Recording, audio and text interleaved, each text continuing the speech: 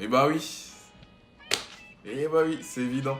Après vous avoir présenté l'Alliance of American Football, c'est normal qu'après le premier week-end, je vous fasse une petite vidéo pour faire un bilan de ce qui s'est passé. One-on-one, picks up the first down. Barkovici never saw the man coming. This has been the issue with Barkovici.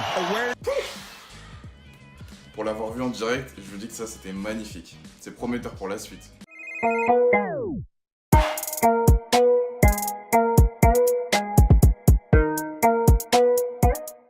Donc voilà, pour son premier week, l'AAF a pu réunir pas moins de 80 000 spectateurs dans les stades. Bon, c'est vrai que comparé aux équipes de NFL comme les Cowboys de Dallas, qui réunissent 91 000 spectateurs sur un match en moyenne, c'est très peu. Mais c'est quand même très encourageant pour un premier week, surtout quand on sait qu'au niveau télé, il y a eu des meilleures audiences chez l'AAF que la NBA. Et oui.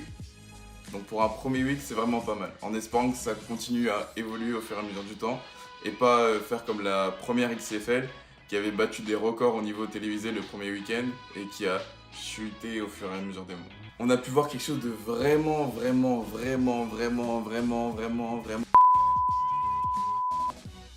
génial pendant ce match, c'est la grosse réduction des temps de publicité durant le match.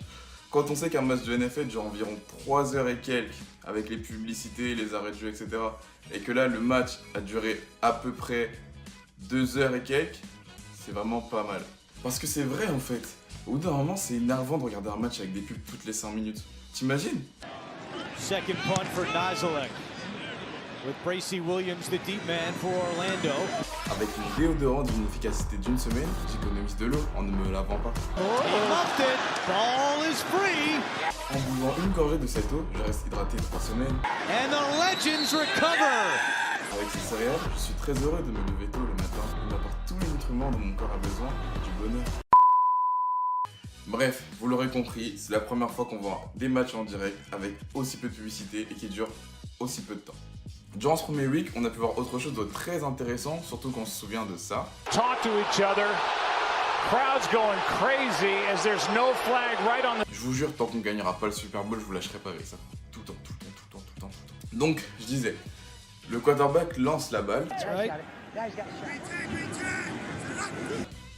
Le receveur catch la balle et il tombe et la balle tombe sur le côté avec lui. Throw. Donc la passe est déclarée incomplète. Donc il y a un replay du jeu qui s'organise et l'arbitre qui est en haut du stade, qui comme en NFL va revoir l'action plusieurs fois et nous dire si il y a vraiment passe incomplète ou touchdown, commence à faire son analyse. The catch at the end of the Definitely catch. touched. Et ce qui est intéressant, c'est que la caméra nous a emmenés jusqu'à la cabine d'analyse et on entendait l'arbitre expliquer pourquoi, pour elle, il y avait touchdown, qu'est-ce qui s'est passé, etc.